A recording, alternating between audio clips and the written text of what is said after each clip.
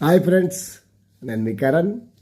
త్యాగం అనుభవించే వారికి భోగభాగ్యాలు ఆనందాన్ని కలిగిస్తాయి. త్యాగగుణం లోకానికి సంతోషాన్ని ఇస్తుంది. త్యాగం ఎన్నో తరాలకు ఆదర్శంగా నిలుస్తుంది. త్యాగం అంటే అందరినీ వదులుకోవడం, తనకు ఉన్నదాన్ని ఇతరులతో పంచుకోవడం, తన శరీరాన్ని రక్తాన్ని ఇతరులకు పంచి ఇవ్వడం. నా శరీరం రొట్టె అనుకోండి, నా రక్తం ద్రాక్షరసంగా అనుకోండి అంటూ అతను ఒక ఆహారాన్ని మనకిచ్చిపోయాడు. యేసుక్రీస్తు అంతటి త్యాగాన్ని ఎవరైనా చేయగలరా? ఈ లోకంలో చేయలేరు. మనిషి గుణాల్లో త్యాగం మహోన్నతమైనది.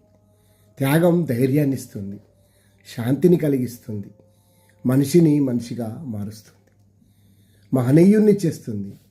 ఎంతటి కఠిన కర్కశుడైన గజ దొంగ అయినా మారతాడు అతని మాటల వల్ల.